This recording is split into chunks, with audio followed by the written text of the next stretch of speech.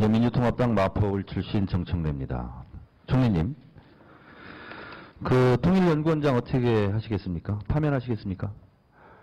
제가 이 자리에서 제 총리님, 혼자 개인 독도 의견으로 주변 해양 및 해저 자원의 양국 공유 방안을 논의할 네. 필요가 있다. 예. 네. 예. 동해 명칭을 바꾸자. 예. 창해로. 예. 이거는요. 예. 총리실 산하 국제연구단체 맞죠? 예, 예. 맞죠? 예. 네. 제가 봤을 때는 일왕실 산하 일본 군국주의 부활연구원 원장이 할 말입니다. 그분을 어떻게 총리실 산하로 계속 데리고 계실 생각입니까? 예. 파면함이 마땅하다라고 생각합니다. 예. 제가 아까 말씀드린 바와 같이 모든 것을 파악을 해서 엄정 조치를 취해야 된다 하는 말씀을 드렸고, 다만 모든 것이 절차와 순서가 있기 때문에 그에 따라서 처리할 문제지, 총리가 이 자리에서 그 사람 파면하는 것이 옳다, 어쩌다 이렇게 말씀드리는 것은 조금은 이제 빠르다 이렇게 생각을 하고, 잘 내부적으로 절차에 맞게 적정하게 처리하도록 그렇게 하겠습니다. 모든 것을 파악하실 필요 없어요. 지금 말씀드린 게 모든 것입니다. 지금 한번 여기 자료를 받아봤는데요.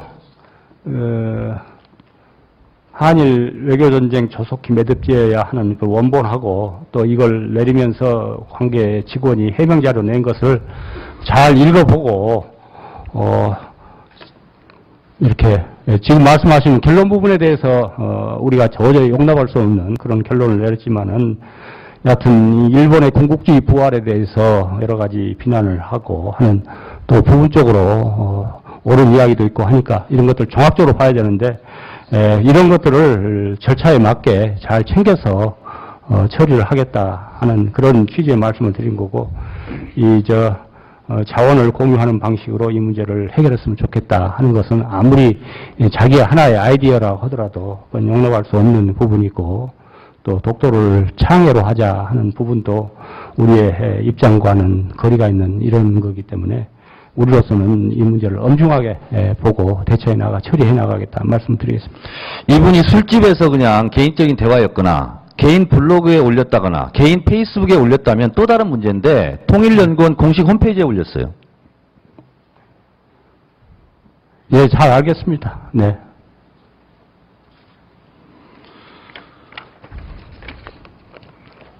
기획재정부 장관께 묻겠습니다. 네. 지금 우리 결산심의 하고 있는 거죠? 네. 그리고 앞으로 국회에서 예산심의도 할 거죠? 그렇습니다. 그래서 국회에서 예산심의를 할 수 있죠? 그렇습니다. 그리고 국회에서 정부가 가져온 예산을 깎을 수도 늘릴 수도 있는 거죠? 깎을 수는 있고, 늘리려면 정부 동의를 받아야 됩니다. 그렇죠. 동의를 받아서 국회에서 통과된 거라면 그대로 집행해야 되겠죠? 그렇습니다. 그런데 지난 3년간 살펴보니까 국회에서 정부의 동의 하에 통과된 예산이 국회에서 증액한 거는 4분의 3 정도를 깎아서 정부 멋대로 집행을 했더라고요. 잘한 일입니까? 예, 집행률이 좀 낮습니다. 국회에서 증액된 부분은 사전에 기본 계획이 충실히 수립이 돼 있지 않거나, 예비 타당성 조사를 거치지 않았거나, 주민 동의를 받지 않았거나, 지방자치단체나 관련 단체하고 협의가 끝나지 않았거나, 말하자면 좀 설익은 상태에서 들어간 경우가 많기 때문에 집행률이 낮습니다. 또 반대로 국회에서 삭감한 예산은 또 317%, 213%, 뭐 이렇게 2배로 늘려서 또 집행을 해요. 국회에 약 올리는 겁니까? 어떤 사업에 따라서 그렇게 된 경우가 있는지는 확실히 제가 모르겠습니다만은, 대체로 일단 삭감이 된 경우는 그 사업의 기본적인 필요성이 인정이 되고 사전 절차는 다 완비가 되었는데, 총액의 제약 때문에 규모가 아쉽게도 좀 줄어든 경우가 많아서 그래서 아마 집행률이 좀 실제보다 높은 것으로 그렇게 이해를 저는 하고 있습니다. 장관님, 국회에서 증액한 것은 삭감하고 저 삭감한 것은 늘려서 집행한다면 뭐하러 동의해 주십니까? 제가 그 경위를 이제 설명드리지 않았습니까? 국회에서 증액된 거는 준비가 아직 덜 된 부분이 많아서 2월 되거나 하는 그런 집행률이 좀 낮은 경우가 많고 삭감된 경우는 이건 필요 없다 해서 완전히 삭감된 경우는 다시 그 집행이 되기 어려운 거고요. 전체 100을 올렸는데 필요성은 인정되는데 총액이 통제하다 보니까 한 90으로 깎였다. 그런 경우가 아마 해당되지 않을까 싶습니다. 4분의 3을 깎았다니까요. 그 국회 정액분 말씀하시는 거죠. 깎았다기보다는 대체로 이제 수시배정 사업으로 이제 묶이게 됩니다. 수시배정 사업이란 건 사업을 집행할 때까지 충실히 벼리고 다지고 나서 이제 집행하게 되는데, 그 시간이 좀 촉박하고, 경우에 따라서는 주민들이 동의를 안 해준다거나 뭐 그런 게 많습니다. 뭐 장관님도 세세하게 파악하지 못한 상태에서 주민의 동의가 없었다는 등 두루뭉실하게 말씀하시는데요. 그렇지는 않고 기본적으로 예. 국회에서 증액을 요구하거나 삭감을 요구해서 정부에서 동의했다라면 네. 그대로 집행하는 것이 맞죠? 원칙이죠? 그렇습니다. 결과적으로는 3년 동안 이런 결과가 나왔다는 겁니다. 네. 국회 결산 예산 심의를 받을 필요가 없잖아요. 이렇게 되면. 다시 한번 말씀드리는데요. 그래서 이제 그 최대한 국회에서 정액되는 사업들의 경우에는 그 사전 준비가 좀 되어 있는 사업들을 위주로 우선 해야 되는 게 있겠고, 뭐 그게 잘 안 돼 있다면 행정부는 그 절차를 행정부뿐만 아니라 관련 지방자치단체나 등이 모두 힘을 모아서 빨리 진행되도록 해야 되는데, 실제로 타당성 조사 등에 상당한 시일이 소요되거나 또는 예타를 거쳐보면 타당성이 안 나오는 사업들이 꽤 있습니다. 그래서 뭐 불가피하게 집행이 못 되고 불용 처리되는 경우도 적지 않이 있다는 말씀 드립니다. 장관님 말씀을 100번 양보해서 이해한다면 적어도 무소신죄는 성립되는 겁니다. 그렇죠? 동의하지 않습니다. 아니, 정부에서 동의해서 이렇게 사업하겠습니다. 라고 했는데 그대로 안 해요. 국회에서 동의 거쳐서 처리된 거에 대해서. 그리고 나서 준비소홀이라고 얘기하면 그러면 정확하게 사업 타당성 조사 없이 동의해줬다는 얘기 아닙니까? 왜냐하면 국회 동의할 때는 예비 타당성 조사를 통과한다는 걸 전제로 동의하는 것이거든요. 국회에서 정해놓은 법률, 국가재정법에 근거해서. 그런데 국회에서 정액을 해주신 사업 가운데 상당수는 예비 타당성 조사 등을 거쳐보면 그 관문을 통과하지 못하는 경우가 많습니다. 올해도 국회에서 예산심의를 할 텐데 국회에서 증액하거나 삭감하거나 그리고 정부의 동의하에 통과된 예산도 내년에도 똑같은 결과가 나온다면 굳이 국회에서 이거 할 필요 없잖아요. 그거 좀 다 차원이 다르죠. 그 중에 국회에서 정액된 사업 가운데 또 실제로 집행되는 사업들도 있고, 하기 때문에 국회에서 심의를 할 필요가 없다고까지 일반화하시기는 좀 그런 것 같고요. 뭐 결론적으로 말씀드리면 일반화 드리는 말씀이 아니라 역설적으로 그냥 제가 말씀을 드리는 겁니다. 그 부분에 대해서 네. 기획재정부에서요. 네. 제가 지금 지적드린 증액 삭감된 부분에 대해서 정부가 무시하고 처리했던 그 사업 내용에 대해서 왜 그랬는지 네. 보고해 주시겠습니까? 당연히 매년 그 리스트를 저희들이 알겠습니다. 제출합니다. 총리님께 여쭙겠습니다. 이명박 대통령 독도 급작스럽게 방문하는 거 언제 하셨습니까? 네, 제가 방문하시기 전날 알았습니다. 총리님하고는 전혀 사전상이 없으네요. 예, 제가 그때 휴가 중이었습니다. 휴가 중이었는데 제가 한 가지 말씀을 드리면은 독도 방문 문제에 관해서는 과거에도 대통령께서 그 말씀을 하셨습니다. 그러면서 한번 가야 되겠다 하는 말씀을 하셨고, 더군다나 대통령께서 하시는 말씀이 거기는 더군다나 내 고향이나 마찬가지다. 포항, 그러니까 그런 말씀을, 고향 방문하신 겁니까? 우리 영토이니까 못 갈 이유가 없다는 말씀과 함께 더군다나 그곳은 알겠습니다. 내 고향이나 다른 외교통상부 장관께서요, 외교통상부에 정식적으로 통보하거나 사전 절차는 없었지만, 회의는 없었지만, 장관은 개인적으로 알고 있었다고 외통에서 말씀하셨는데, 언제 하셨습니까? 의원님, 저는 외교부 제1차관입니다. 제가 안 것도 역시 마찬가지로 방문하시기 하루 전날 저는 알았습니다. 오늘 일본에서 규탄 결의문 나고 지금 난리가 났습니다. 총리님. 예. 외교통상부 김성환 외교통상부 장관께서 한일 군사정보보호협정을 체결하겠다고 한 달 전에도 처리하겠다고 얘기했는데 지금 처리할 수 있냐 했더니 못한다고 그러더라고요. 그렇습니까? 예, 적어도 국민들의 여러 가지 설득 과정을 통해서 우리가 그 문제를 처리하겠다, 이런 것이 정부의 방침이었는데, 이 독도 방문에 이은 한일 관계가 경색되어 있는 이런 시점에 있어서 국민들 여러 가지 감정이나 정서상 지금 그것을 처리하기는 어렵다, 이렇게 저는 판단을 합니다. 총리께서도 한일 군사정보협정이 국익 차원에서 추진되는 거다라고 말씀하셨죠? 예. 그럼 추진 못하죠, 지금? 지금 궁극적으로 아까 안 의원님께서 질문을 하셨습니다만은 군사정보보호협정과 독도 방문과 일관성이 없지 않느냐 말씀을 하셨는데, 제가 판단하는 바로는 일관성은 있다. 그 기준은 국익이다.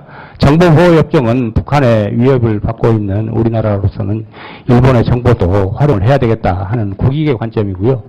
또 독도 문제는 우리 영토를 확실하게 지킨다는 그러한 상징적인 의미가 있기 때문에 이것도 국익에 부합한다. 그래서 한일 관계 문제는 엄정하게 다툴 것은 다투고, 또 한편으로 협력할 것은 협력해서 우리 국익을 극대화하는 것이 우리 정부의 정책의 기조가 된다, 이렇게 생각을 하는데, 다만 지금 한일 정부 간은 물론이고 국민들 간의 감정도 아주 격앙되어 있는 이런 상황이기 때문에 그런 것들이 합리적으로 조정되는 그런 시점을 우리가 더 찾아야 된다, 이렇게 생각합니다. 지금 당장 그런 문제들을 해결할 수 있는 시점은 아니다, 이렇게 봅니다.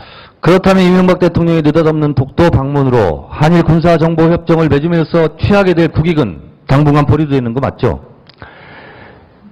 예, 지금까지 정보보호협정이 아직 이제 서명이 안 된 이런 상태입니다만은, 그러나 모든 것을 국익에 맞춰서 처리를 하는데, 그런 것들은 역시 이제 국민의 공감대를 얻어가면서 처리가 돼야 된다는 문제다 생각합니다. 네.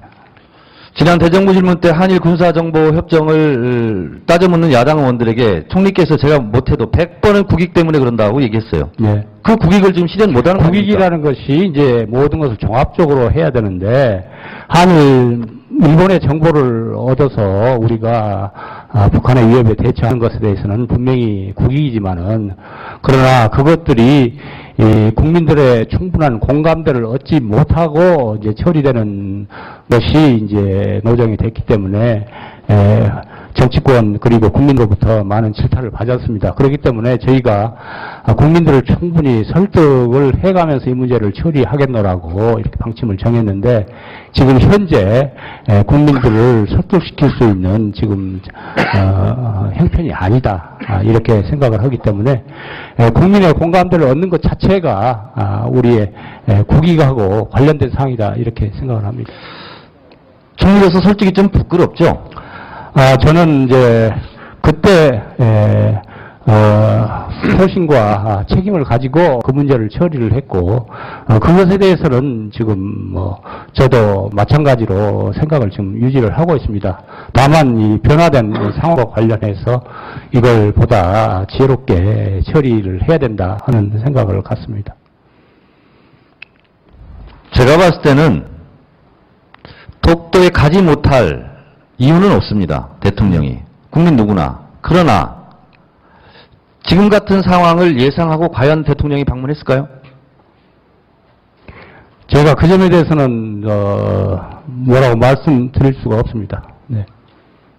대통령은 당당하게 가서 큰 소리는 치고 왔어 속 시원할지는 몰라도 적어도 국익 차원에서 외교적 목표에 대해서는 실패한 거 아닙니까? 저는 그렇게 생각하지 않습니다. 지금 말씀드린 바와 같이 성공했습니까?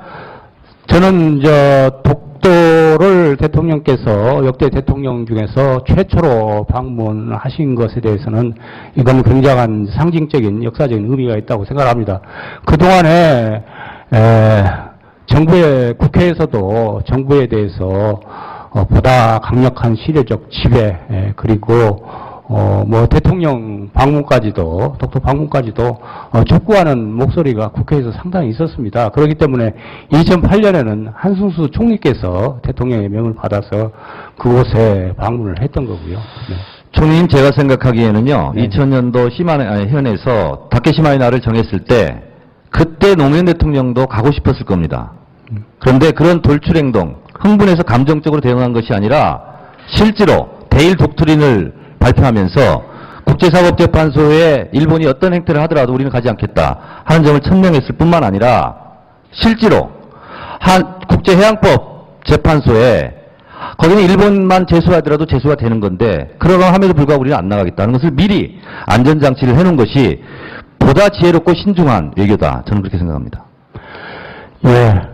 그때 사정하고 지금 사정은 많이 다를 겁니다. 그동안에 일본의 방위백서라든지 외교백서에서 계속해서 과거사 문제, 독도 문제, 과거사 문제에 대해서 일본에서 점점 수위를 높여오는 이런 과정이었고 또 지난 한일 정상회담에서 위안부 문제의 조속한 해결을 대통령께서 노다 총리에게 촉구를 했는데 전혀 그 부분에 대해서 진전이 되는 것이 없고 특히 이제 소위 위안부 할머니들의 문제에 대해서 소위 테러라고 할 정도로 말뚝을 받고 하는 이런 상황들이 급격히 나빠지고 있는 상황 하에서는 말하자면은 모든 것을 두루 고려를 해서 다소간의 한일 관계 갈등이 있다 하더라도 이 문제는 이 시점에 한번 짚어줄 필요가 있다 하는 그런 판단을 하신 것으로 저는 그렇게 이해를 합니다. 국가정책은 최소한 일관성이 있어야 됩니다. 한일 군사정보협정 추진할 때도요. 이미 소녀상에 말뚝받고 그거 일본에서 기념품으로 4만 원씩 팔고 하고 있었어요. 그때 차라리 중단하고 정보협정 중단하고 강경하게 나갔더라면 차라리 일관성이라도 있겠다 생각하는데 한 달 만에 이게 뭔 꼴입니까? 정보보호협정과 독도 방문 관계는 아까 제가 말씀을 드렸고요. 정보보호협정이라는 것이 국민들에게 굉장히 지난번에 어디 방송을 보니까 위안부 할머니가 어디 일본군이 한국에 주둔할 수 있는 이런 협정이 어디가 있느냐 이렇게 말씀을 하시는 것을 제가 들었습니다. 그런데 국민들이 말하자면은 그 한일 정보보호협정을 말하자면 그렇게 아주 그 심각한 그런 문제로 이렇게 이해를 하고 계시는 국민들도 많고 있기 때문에 하여튼 그런 점에 대해서 정부의 공감대 확보를 위한 노력이 좀 부족했다 이렇게 생각을 합니다. 외통위에서 외통부 장관도 군사정보협정 이렇게 된 것에 대해서 최악의 외교적 참사라고 얘기하더군요. 그 이후에 또다시 이게 뭡니까? 벌집을 건드렸으면 그 벌을 정확하게 퇴치를 하든가. 지금 일본에서는 지금 난리가 났는데 우리는 또 오늘 청와대 발표 보니까 대꾸할 가치가 없다. 일고의 가치가 없다. 조용히 있겠다. 뭡니까? 왜 이렇게 오락가락 하세요? 예. 일본보다 더 당당하게, 더 강하게, 더 큰 목소리로, 더 볼륨을 높여서 얘기해야죠. 예. 두렵습니까? 독도하고 관련된 이제 우리의 입장은 단호합니다. 단호하고요. 그리고 이런 문제에 대해서는 이제 국민들도 상당한 지지를 보내주고 있는 문제이고 따라서 여야에서는 이 문제에 대해서 일치된 국론으로 정부의 입장을 우선 뒷받침해 주신 것이 좋겠다 이렇게 생각을 합니다. 저는 오늘 청와대에서 조용하게 대처하겠다. 일고의 가치가 없다. 라고 하는 것이 저는 맞는 것 같아요. 그렇다면 일본이 뭐라고 떠들어든 어차피 독도는 우리 땅이니까 그냥 가만히 있었던 것이 훨씬 더 낫지 않았을까 이런 생각을 하는 겁니다. 한 달 사이 이게 왔다 갔다 이게 뭡니까 이게 도대체. 아휴, 참. 통일부 장관님. 네. 제가 오전 통일부 질의에서도 드렸다시피 이명박 정권 들어서 물론 천안함이나 여러 가지 사태가 있었습니다만 어찌됐든 남북관계가 거의 단절되다시피 하고 한일관계는 이렇게 망가지고 또 한중관계도 별로 좋지 않고 이런 상황인데 한일관계든 한중관계든 이것을 지렛대 삼아서 뭔가 돌파하려면 남북관계가 좀 중요하지 않겠습니까? 네. 한일 관계에 대해서 뭐 지금 말씀하신 논란이 있는 부분이 있고, 아마 한중 관계가 지금 아주 나쁘다고는 생각하지 않습니다. 그리고 남북한 관계가 앞으로 개선이 돼서 좀 발전적으로 나가야 한다는 데 대해서는 의원님과 같은 생각입니다. 제가 오전에도 질의를 통해서 말씀드렸다시피 2009년 대비 2010년도 대북 교역량은 100%에서 0.6%로 그리고 남북협력기금은 무려 0.7%, 0.1% 이렇게 사용되고 있어요. 안 사용되고 있는 거죠. 그래서 통일부 1년 전체 예산이 60%가 불용되는 사태. 저는요, 북한하고도 그렇고 일본하고도 그렇고 중국하고도 그렇고 도대체 이명박 정부에서 동북아 이 3국 이 외교를 어떻게 했는 건지 결국은 다 쫑나고 파탄나지 않았습니까? 저는 그래서 남북 관계만이라도 좀 이렇게 통일부 장관께서 신경을 많이 써주시기 바라겠습니다. 총리께 제가 대정부 질문 때도 말씀드렸는데 박근혜 후보도 민주당 후보도 다 지금 경제민주화를 얘기하고 있습니다. 경제민주화의 상징이 마포구 합정역에 들어서게 될 홈플러스 대형마트 문제입니다. 그때 알아보신다고 하셨는데 알아보셨습니까? 네, 제가 지금 보고를 받지 못했습니다. 네. 저한테 그때 알아본다고 했는데 네네네. 아직 안 알아보셨군요. 의원님께서 지적하시는 사항에 대해서는 총리실에서 그걸 전부 정리를 해서 챙겨서 저한테 보고를 합니다. 그런데 아직 보고를 받지 못했습니다. 챙겨보겠습니다. 네. 지경부 장관님, 이 합정역 홈플러스는 불과 2.3km 월드컵 경기장에 또 대형 매장이 있습니다. 4,800평금으로. 여기는 4,300평금으로. 한정거장 사이 망원역에 SSM 홈플러스 익스프레스가 있어요. 2.3km에 3개가 들어서는 거예요. 중소기업청에서 여기 사업 중지 명령 내린 거 알고 계십니까? 예. 그래서 그 부분은 저희도 홈플러스 측에서는 나름대로 좀 불가피하다는 이유를 대고는 있습니다만은 결과적으로 매우 상인들에게 어려운 상황을 가져온 것은 틀림없습니다. 그래서 저희도 지금 꾸준히 그쪽하고 이제 대화를 좀 하고 있고 또 이 시장 상인들과 좀 대화를 하도록 저희가 주선을 하는 노력은 계속 하고 있습니다. 외교통상부 얘기 묻겠습니다. 제가 지난번 서면 질의를 통해서 영국 100% 자본이잖아요. 테스코 100%. 그 테스코사의 본사의 경영 철학 1번은 지역의 주민들이 반대하면 안 들어간다는 거였어요. 그리고 상인들이 서한도 전달한 걸로 알고 있는데 잘 모르시죠? 네, 의원님 영국 미처 대사관에. 못하고 나왔습니다. 네? 미처 지금 의원님 서면 질의하신 거를 공부를 못하고 나왔습니다. 아, 그렇습니까? 네. 그냥 일회성으로 살펴보겠어 하면 그냥 끝나는 겁니까? 그렇지 않습니다. 의원님 바로 들여다보도록 하겠습니다. 예. 지경부 장관님. 예. 여기 현장에 한번 가보실 생각 없으십니까?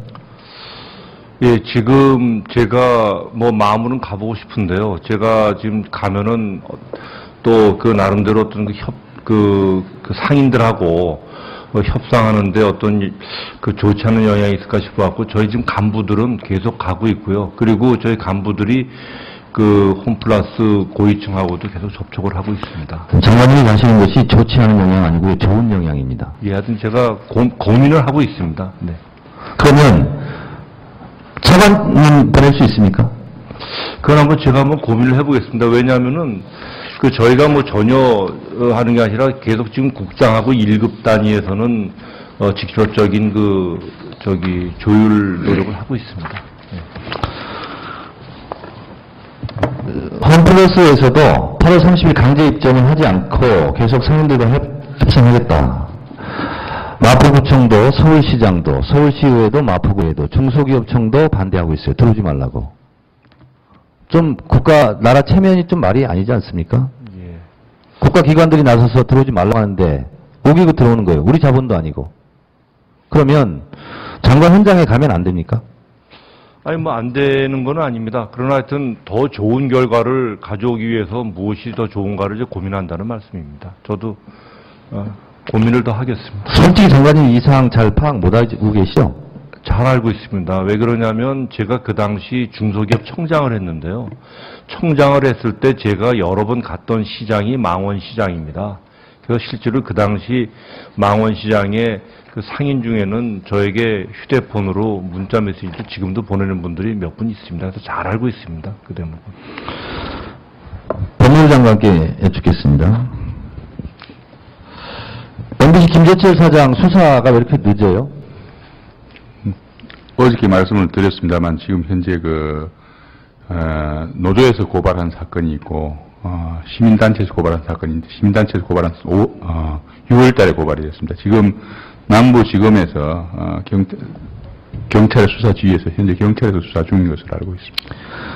제가 봤을 때는 그냥 검찰에서 빨리 수사해서 구속기소하면 MBC 사장 못해요. 그러면 논란의 소지도 없습니다. 업무상 배임 뭐 이런 걸로 지금 검찰에서 구속기소하면 그 자체로 사장을 못해요.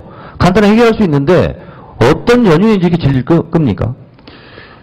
검찰에서 지금 법과 원칙에 따라 수사 지휘를 하고 있고 절차에 따라서 일반 통상적인 고발 사건 절차에 따라서 지금 수사 중인 것으로 알고 있습니다.